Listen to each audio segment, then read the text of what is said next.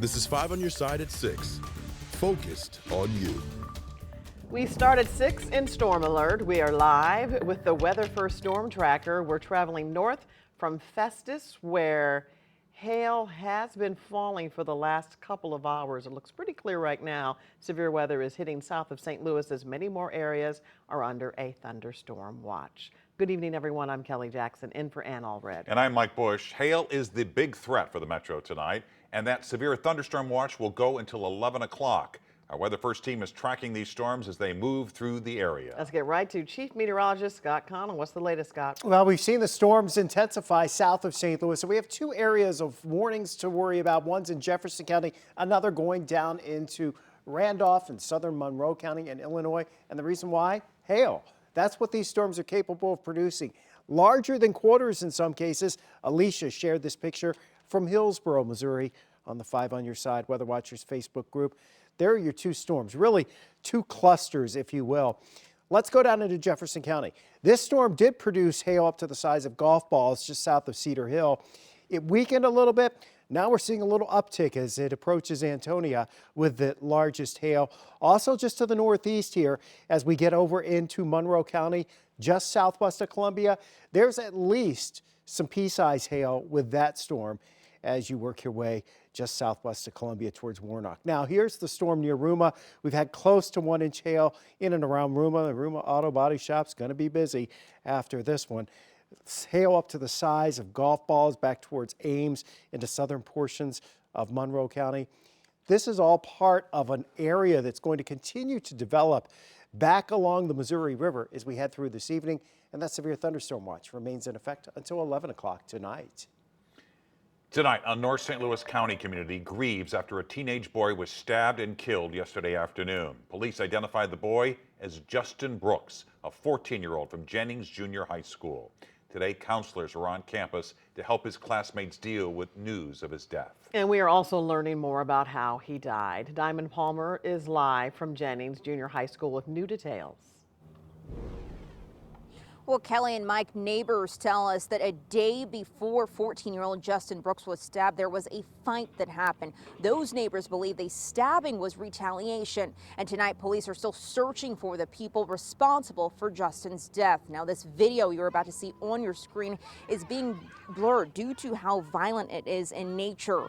Neighbors in Jennings captured this video of teenagers from the junior high school fighting Monday afternoon. Those neighbors say there was another fight Tuesday afternoon also on Horde Avenue. That's where St. Louis County Police found 14-year-old Justin Brooks with a stab wound. Justin was taken to the hospital where he later died. Neighbors say fights happen often in the neighborhood after school gets out. Patricia Hicks says her daughter was friends with Justin and his brother. Community leaders are also making their voice heard today for teens that find themselves in violent situations. Y'all not protecting our children. Y'all, I feel like all of this is stemming off of people need to be more aware of their children, and these teachers need to be more concerned. It's very unfortunate that this happened. I mean, it's unfortunate if it happens anywhere, but especially when it happens close to homes. Tonight, St. Louis County Police tell us that Jennings precinct officers patrol during dismissal, and they have been doing that since 2011, and they do extra patrols when there's fights or disturbances. Police have not confirmed if they were on patrol during the fights. Reporting live in Jennings, Diamond Palmer, 5 on Your Side. And Brooks's death comes just days after a video of teens fighting in Hazelwood went viral. The video shows a girl slam another girl's head into the ground over and over again. That happened Friday. Today we learned the girl critically injured in that fight near Hazelwood East is 16-year-old Kaylee Gain.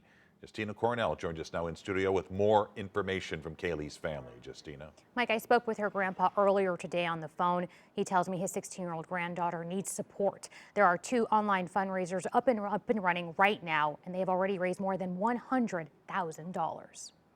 Why is there someone recording a fight like this and not calling for help? Dr. Leslie Davis watched video of the horrific fight as a 15-year-old slammed 16-year-old Kaylee Gain's head into the ground several times near Hazelwood East High School last week. Just seeing her laying on the ground helpless, and how there was an outbreak of other fights around her, and she's just laying there It seemed like she was very, very hurt physically, but no one was coming to help her. No one checked on her. 2 online fundraisers are supporting Kaylee Gain. The GoFundMe say the teen fractured her skull and has frontal lobe damage.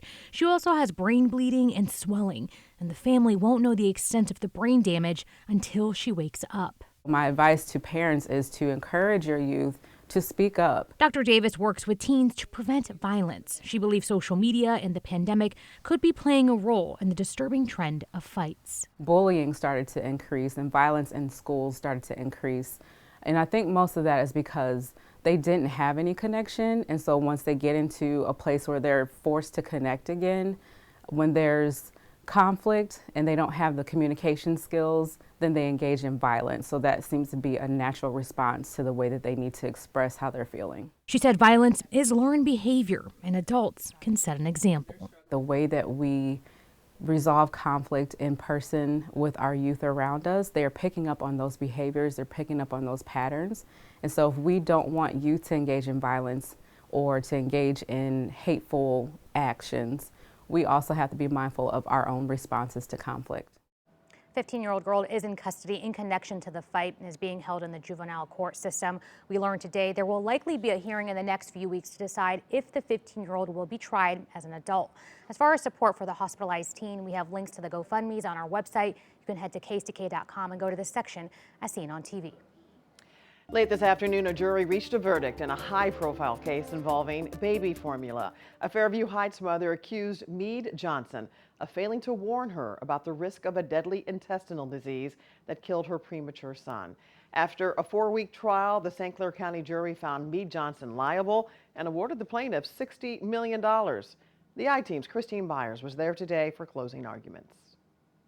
For nearly 4 weeks, jurors in St. Clair County have been listening to experts and Meade Johnson executives talk about whether baby formula causes a disease called necrotizing enterocolitis, NEC for short. It essentially causes a premature baby's intestines to die. Atlanta-based neonatologist Dr. Ravi Patel explains. It's really a very big concern.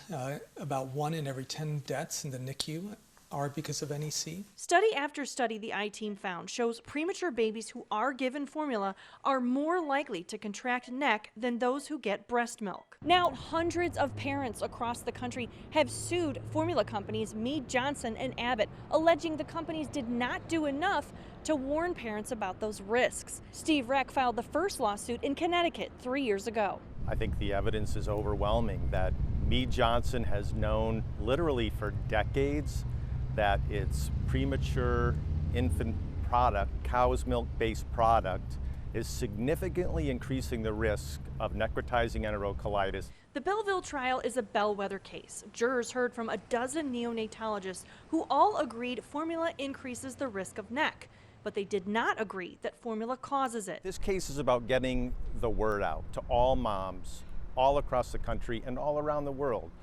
This product, these premature infant products, should never be fed to the very most vulnerable premature infants. For the I-Team, Christine Byers, 5 on your side.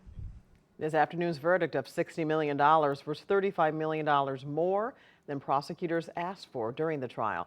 This is just the first of several cases that will play out across the country, and attorneys believe this will set the standard for future trials. Meanwhile, Meade Johnson says it is considering all options, including an appeal. We have continuing coverage of this nationwide case on KSDK.com. To learn more, you can either use the QR code on your screen or go to KSDK.com/formula. Bridging the Gap in Midtown, our Greenway expansion project that promises easier pathways to popular sites like City Foundry.